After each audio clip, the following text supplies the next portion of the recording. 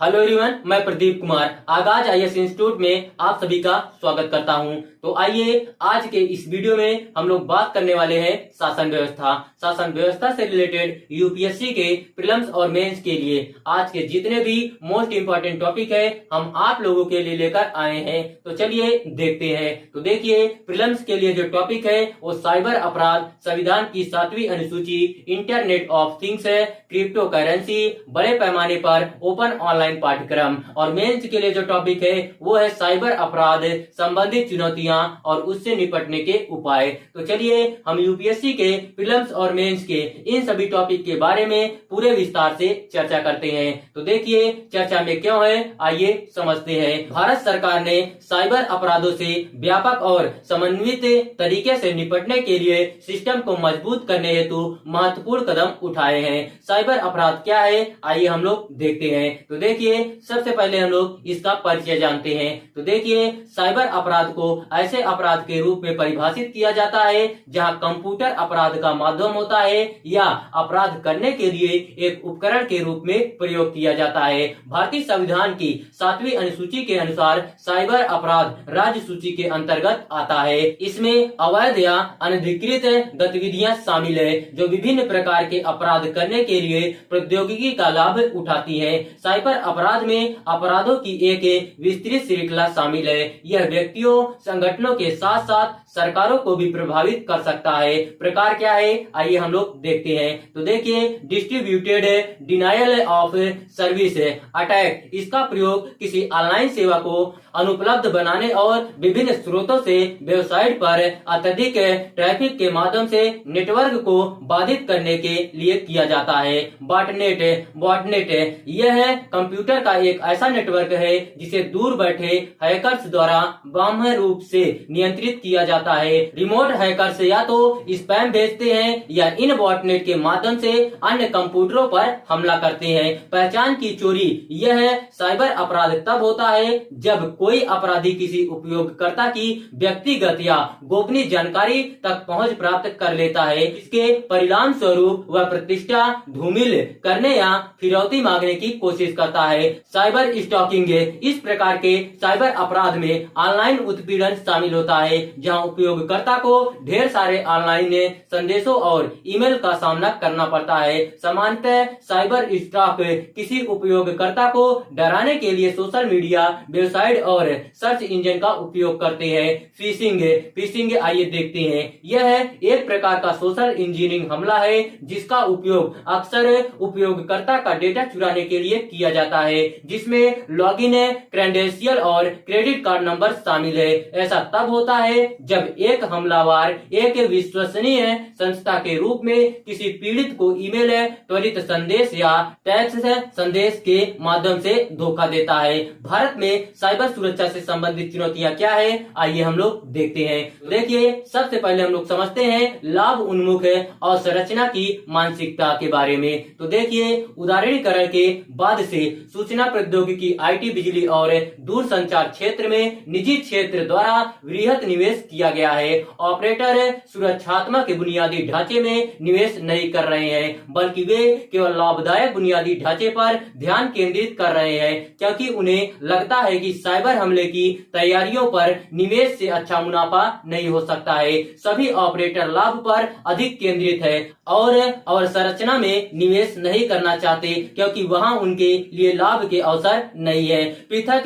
प्रक्रियात्मक संहिता का अभाव क्या है, आइए हम लोग समझते हैं। तो देखिए साइबर या कंप्यूटर संबंधी अपराधों की जांच के लिए कोई पृथक प्रक्रियात्मक संहिता मौजूद नहीं है। साइबर हमलों की अंतरराष्ट्रीय ट्रांसनेशनल प्रकृति क्या है, आइए हम लोग देखते हैं। तो देखिए अधिकांश साइबर अपराध प्रकृति में ट्रांसनेशनल होते हैं। विदेशी क्षेत्रों में साक्ष्य एकत्र करना न केवल कठिन बल्कि एक धीमी प्रक्रिया भी है। डिजिटल परितंत्र का विस्तार क्या है, आइए देखते हैं। तो देखिए पिछले कुछ वर्षों में भारत अपने विभिन्न आर्थिक घटकों के डिजिटलीकरण के मार्ग पर आगे बढ़ा है और इसने इस क्षेत्र में सफलतापूर्वक अपना स्थान बनाया है। 5G और इंटरनेट ऑफ थिंग्स जैसी नवीनतम प्रौद्योगिकियां इंटरनेट से जुड़े परितंत्र के कवरेज में वृद्धि करेगी। डिजिटलीकरण के आगमन के साथ उपभोक्ता एवं नागरिक डेटा को डिजिटल प्रारूप में संग्रहित किया जाएगा और लेन देन ऑनलाइन माध्यम से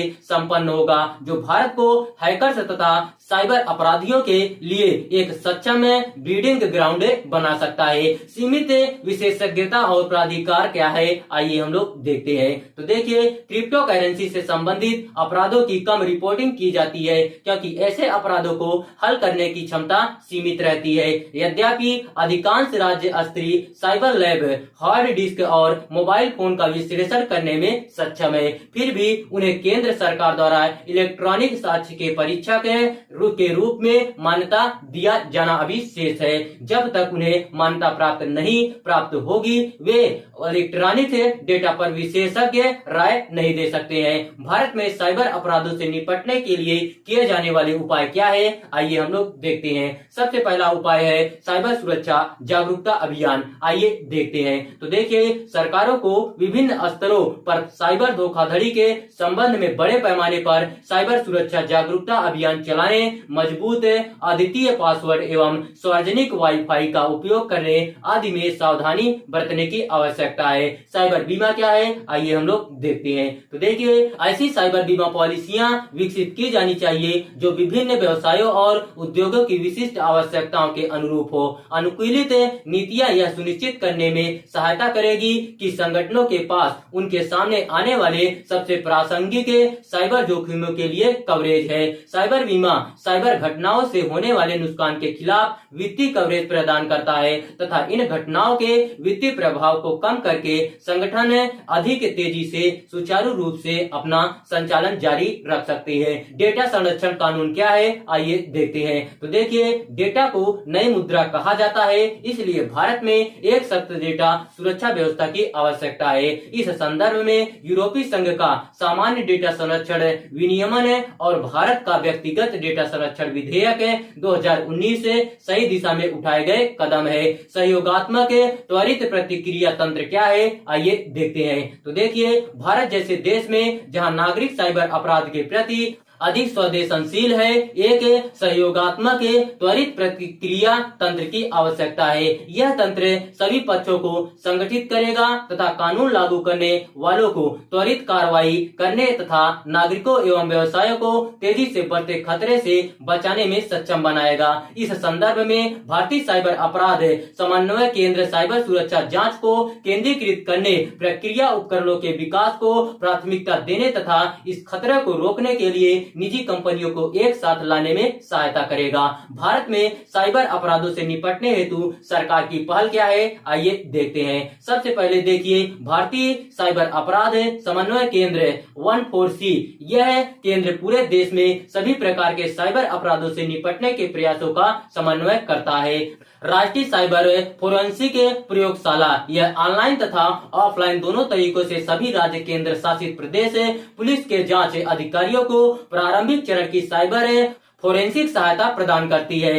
साइट्रेन पोर्टल साइबर अपराध जांच, फोरेंसिक और अभियोजन के महत्वपूर्ण पहलुओं पर ऑनलाइन पाठ्यक्रमों के माध्यम से पुलिस अधिकारियों, न्यायिक अधिकारियों तथा अभियोजकों की क्षमता निर्माण हेतु एक विशाल ओपन ऑनलाइन पाठ्यक्रम MOOC मंच।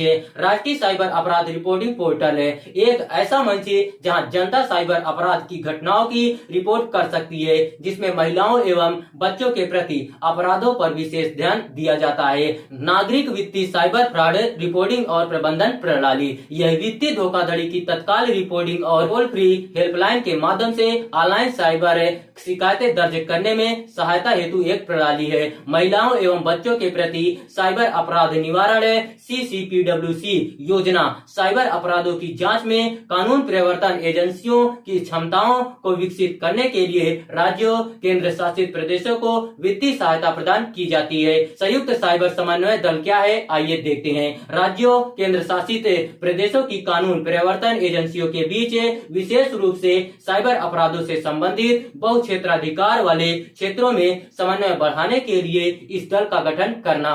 पुलिस के आधुनिकीकरण के लिए केंद्रीय सहायता, आधुनिक हथियार, उन्नत संचार, फोरेंसिक उपकरण तथा साइबर पुलिसिंग उपकरण प्राप्त करने के लिए राज्यों, केंद्र शासित प्रदेशों को वित्तीय सहायता प्रदान करना। निष्कर्ष क्या है, आइए देखते हैं। तो देखिए, सूचना साझा करने तथा साइबर सुरक्षा अनुसंधान एवं विकास में संयुक्त प्रयासों को मजबूत कर वैश्विक सहयोग सुनिश्चित करना आवश्यक है, क्योंकि अधिकांश साइबर हमले सीमाओं के पार से होते हैं। कॉर्पोरेट्स या संबंधित सरकारी विभागों के लिए एक यह महत्वपूर्ण है कि वे अपने संगठनों में कमियों का पता लगाएं और उन कमियों को दूर करें तथा एक स्तरित सुरक्षा प्रणाली बनाएं, जिसमें विभिन्न स्तर पर सुरक्षा खतरे की खुफिया जानकारी साझा की जा सके।